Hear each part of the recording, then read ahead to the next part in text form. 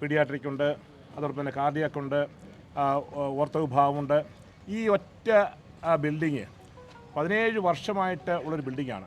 ആ ബിൽഡിങ് തകരാൻ പോകുന്നു എന്നുള്ളത് 3-4 വർഷം മുമ്പ് തന്നെ വളരെ വ്യക്തമായിട്ട് അതിൻ്റെ അൺഫിറ്റാണെന്നുള്ള ഇത് കൊടുത്തിട്ടുള്ളതാണ്. എന്നാൽ ഇതുവരെയായിട്ടും അതൊന്ന് പണിയുവാനോ അല്ലെങ്കിൽ പുനർനിർമ്മിക്കുവാനോ അറ്റകുറ്റപ്പണികൾ തീർക്കുവാനോ ഈ സർക്കാരോ അതിന് മുൻകൈ എടുക്കുന്ന മന്ത്രി വീണ ജോർജ് തയ്യാറാകുന്നില്ല. ഈ മന്ത്രിക്ക് എന്താണ് പണി?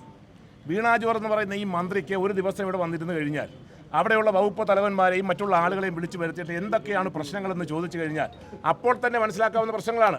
കഴിഞ്ഞ 1.5 മാസം മുമ്പ് നമ്മൾ സമരം ചെയ്തു. ആ സമയത്ത് വീണ ജോർജ് ഇവിടെ സൂചിപ്പിച്ചത് പ്രതിപക്ഷം സമരം ചെയ്യുന്നത് കൊണ്ടാണ് ഇതൊന്നും നടക്കാത്തതെന്നാണ്. ഞങ്ങൾ സമരം അന്ന് പ്രതീകാത്മകമായിട്ടാണ് ഞങ്ങൾ സമരം ചെയ്തത്.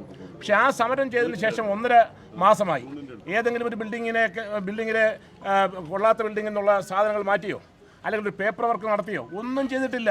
വെറുതെ ഇത്തരത്തിലുള്ള കള്ളത്തരങ്ങൾ പറഞ്ഞ് ഒരു ജോലി ചെയ്യാതെ ചാനലുകൾക്ക് മുമ്പിൽ വന്നിരുന്ന പ്രസ്താവനകൾ നടത്തുന്ന ഈ മന്ത്രി അടിയന്തരമായിട്ട് രാജിവെച്ചില്ല എങ്കിൽ അതിശക്തമായ പ്രതിഷേധം ഈ നാട്ടിൽ എല്ലായിടത്തും ഉയരുന്നുള്ള കാര്യത്തിൽ യാതൊരു സംശയമില്ല.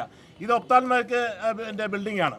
ആ ബിൽഡിങ്ങിനെ നിങ്ങൾ കണ്ടു കഴിഞ്ഞാൽ നിങ്ങൾക്കറിയാം മുഴുവൻ ഏത് സമയത്താണ് ഇവിടെ ഈ കണ്ണ് പരിശോധിക്കാൻ വരുന്ന രോഗികളുടെ മണ്ടയ്ക്ക് ഇടിഞ്ഞു വീഴുന്ന അറിയത്തില്ല.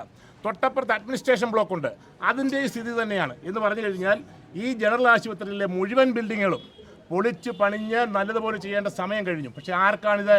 ഇപ്പോൾ ഇവിടെ നേരത്തെ നഹാസ് സൂചിപ്പിച്ചതുപോലെ ഇവിടെ അടൂർ പ്രകാശ് ചെന്നപ്പോഴാണ് 8 ഡയാലിസിസ് യൂണിറ്റുകൾ കൊടുത്തത്.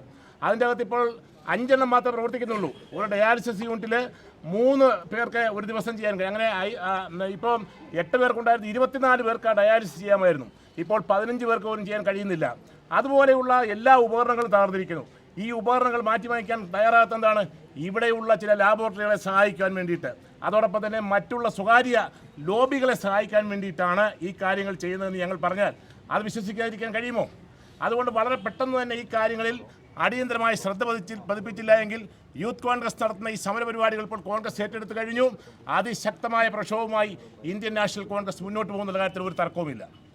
വളരെ പ്രധാനപ്പെട്ട ഒരു കാര്യം, 15ാം ധനകാര്യ കമ്മീഷൻ അനുവദിച്ച ഗ്രാന്റ് 50 ലക്ഷം രൂപ നഗരസഭയിലെങ്ങാണ്ടെന്ന് മുൻ പ്രതിപക്ഷ നേതാവിടുണ്ട്. 50 ലക്ഷം രൂപ ഉണ്ടെന്ന് പറയുന്നു. എന്തുകൊണ്ട് 50 ലക്ഷം രൂപ മുടക്കി ഇവിടുത്തെ അറ്റകുറ്റപ്പണികൾ ചെയ്യുന്നില്ല? വീണ ജോർജിന്റെ വാശിയാണ് ഈ മണ്ഡലത്തിലെ ജനങ്ങളെ ഇട്ട് വഞ്ചിക്കുന്നത്. അത് ഒരു പ്രധാനപ്പെട്ട വിഷയമാണ്, നിങ്ങളത് ഏറ്റെടുക്കേണ്ട വിഷയമാണ്. 50 ലക്ഷം രൂപ നഗരസഭ അനുവദിച്ചു എന്ന് പറയുന്ന ആ ഫണ്ട് എവിടെ? ആ ഫണ്ട് എന്തുകൊണ്ട് ഇവിടെ അത് വിനിയോഗിക്കുന്നില്ല? ഈ അറ്റകുറ്റപ്പണികൾ ചെയ്യാൻ വേണ്ടി അത് വിനിയോഗിക്കുന്നില്ല എന്നുകൂടെ അതും ഞങ്ങൾ ശക്തമായി ചോദിക്കുകയാണ്.